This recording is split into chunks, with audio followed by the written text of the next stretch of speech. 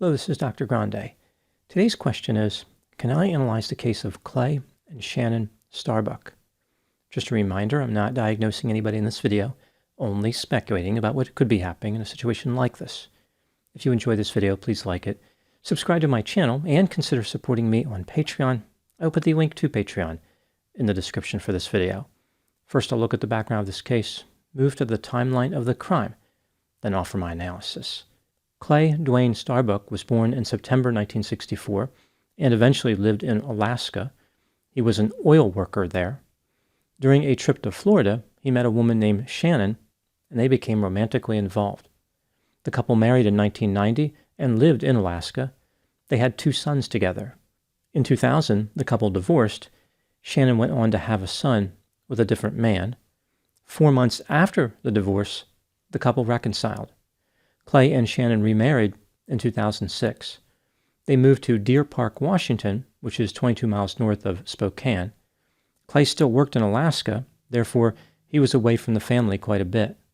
Chanin took care of the children. After their reconciliation, the couple had 2 girls, bringing the total number of children in the family to 5. In 2010, the couple filed for divorce. It was finalized in July 2011.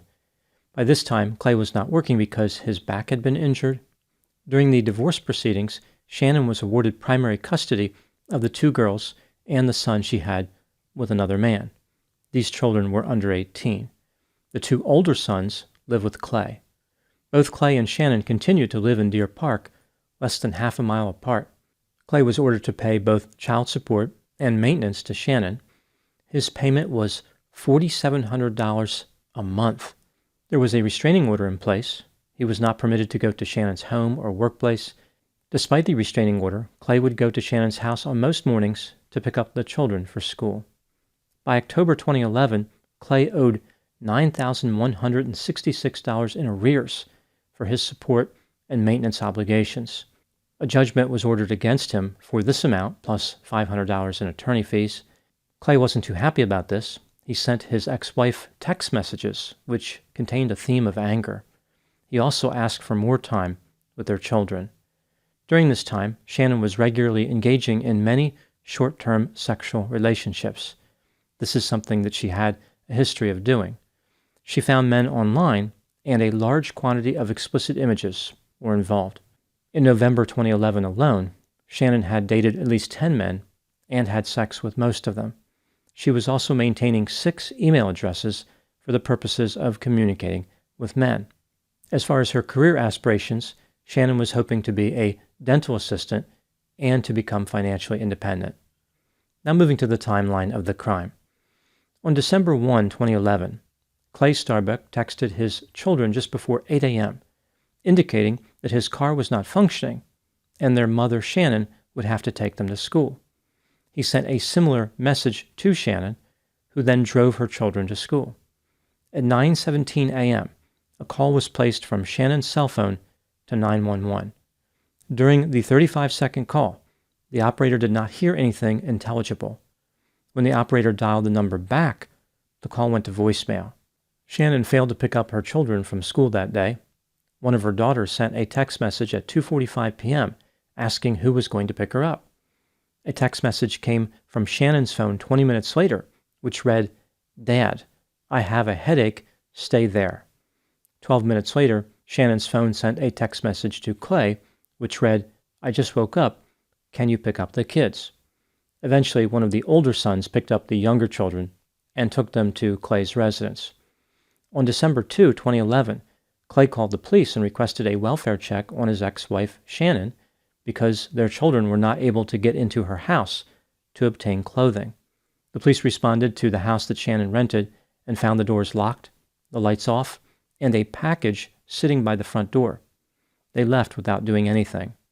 On December 3, a friend of Chanin's called the police and requested a welfare check. This time the police had Chanin's landlord unlock the front door. When they entered the residence, they found that Chanin had been murdered.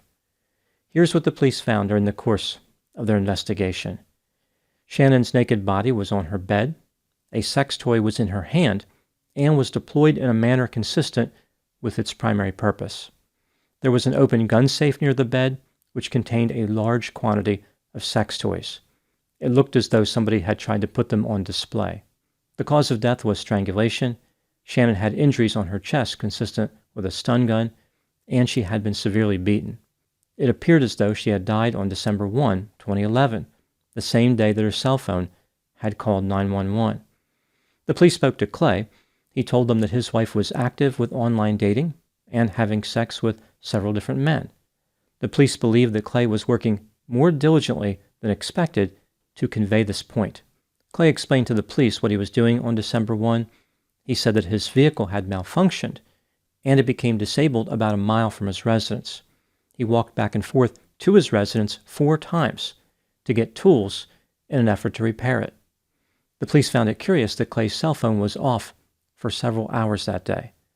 Furthermore, there was a camera mounted to a house along the route that Clay would have walked, but the camera never captured him.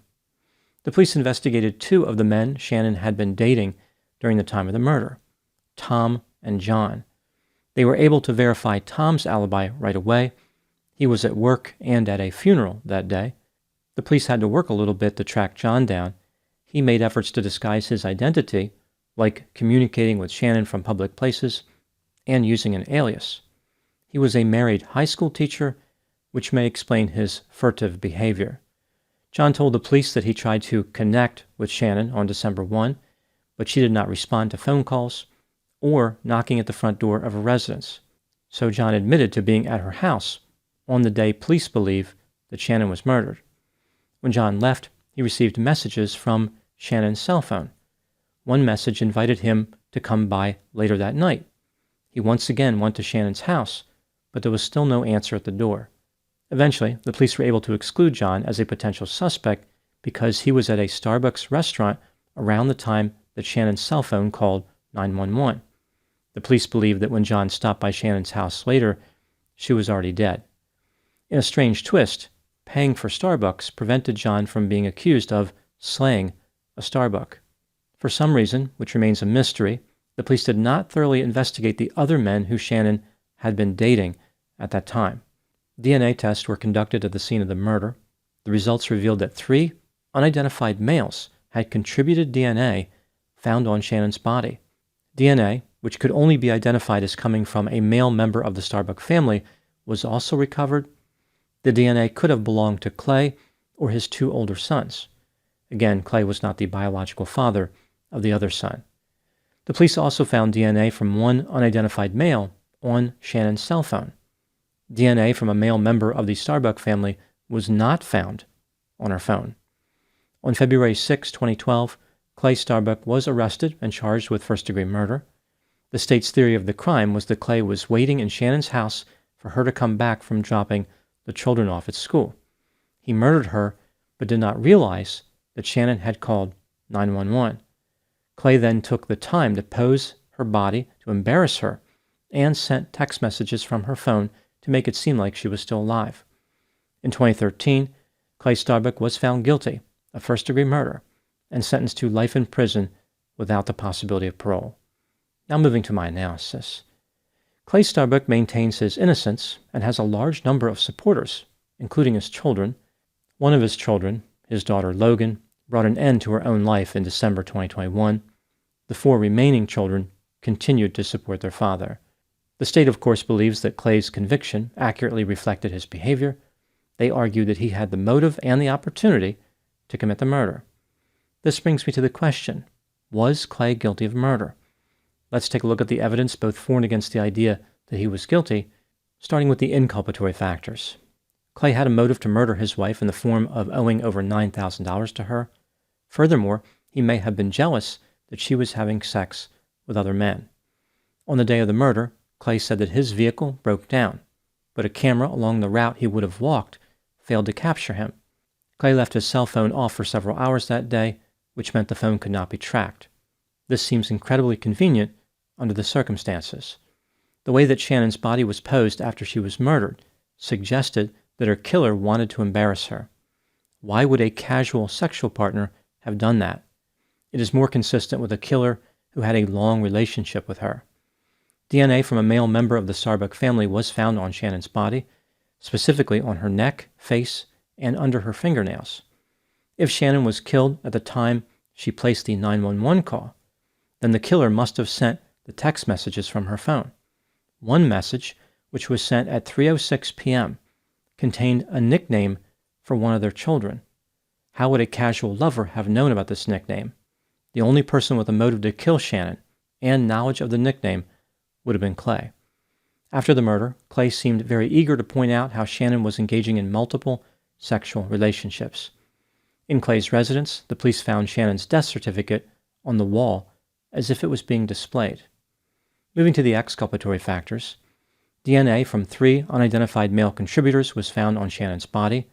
Some of the DNA was on her neck. Unidentified male DNA was also found on her cell phone. Clay's DNA was not there. The DNA from a male member of the Starbuck family on Chanin's body could be explained in many different ways. Clay and his sons visited the house often and had contact with Chanin. Around the time she was murdered, Chanin was engaging in many different casual sexual encounters. This lifestyle is not without risk. Strange men were frequently coming to her house. Considering how the primary motivation of the men was to have sex, maybe one of them posed Chanin's body to embarrass her. Even though it is reasonable to believe that Chanin died at the time of the 911 call, there is no way to know this for certain. This call could have been unrelated to her murder. It's also possible that she was in a heated argument with one of her casual lovers, called 911, but then things calmed down. Several hours later, this casual lover killed her. This means that Chanin could have sent the messages from her phone. One witness testified that they observed Clay's car on the side of the road, which supports Clay's claim that he broke down. The investigation of the murder was terribly mismanaged. The police failed to collect evidence and did not test all the evidence which was collected. One of Chanin's sons said that he was the one responsible for the placement of the death certificate. It had nothing to do with Clay. Clay owed Chanin a lot of money, but he said this was caused by him not being able to work due to his back injury. When considering all the evidence in this case, do I think that Clay Starbuck was guilty of murder? In my opinion, he was guilty in reality, but I am not convinced beyond a reasonable doubt. The DNA from unidentified male contributors cannot be dismissed as inconsequential, especially considering how DNA was found on the victim's neck and on her phone, 2 areas which the killer would have touched. The jury was never allowed to hear the evidence about Chanin's vigorous romantic activity, which doesn't make any sense considering one of those casual lovers could have killed her. It is a reasonable alternate theory of the crime. At the very least, Clay should receive a fair trial, which involves all the evidence being presented. What do I think happened in this case? This is just a theory, my opinion. When Clay and Chanin divorced for the second time, Chanin cut loose a little bit as far as exploring sexual activity. Again, she had a habit of doing this, but perhaps on this last occasion, she was even more energetic than usual. Clay became jealous and thought that Chanin was being hypocritical based on her strong religious beliefs. When Chanin tried to get Clay sent to jail based on the arrearages, he decided to kill her. He knew that he would be an obvious potential suspect, but took comfort in the fact that Chanin had been involved with many different men. All those men would be potential suspects along with Clay. He wanted to leverage the behavior of Chanin, which he objected to, in order to conceal her murder. During the commission of the murder, Clay never realized that Chanin called 911. Therefore, instead of immediately fleeing, he stayed in her house to pose her body and send messages from her phone. Clay did not need to pose his ex-wife's body in order to highlight her multiple sexual encounters.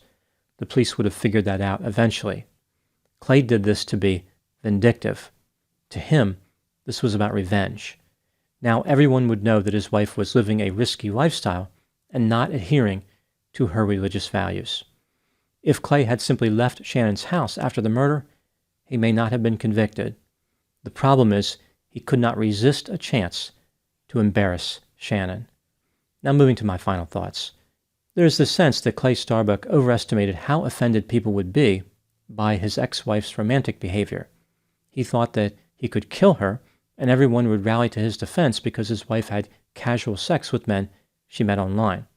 He was fully ready for all those men to be grilled by the police and accused of murder, yet the police kept coming right back to Clay. He didn't understand the strength and obviousness of his own motive, and how murder is more offensive than an energetic romantic life. Those are my thoughts on the case of Clay and Chanin Starbuck. Please put any opinions and thoughts in the comment section. They always generate an interesting dialogue. As always, I hope you found my analysis of this topic to be informative. Thanks for watching.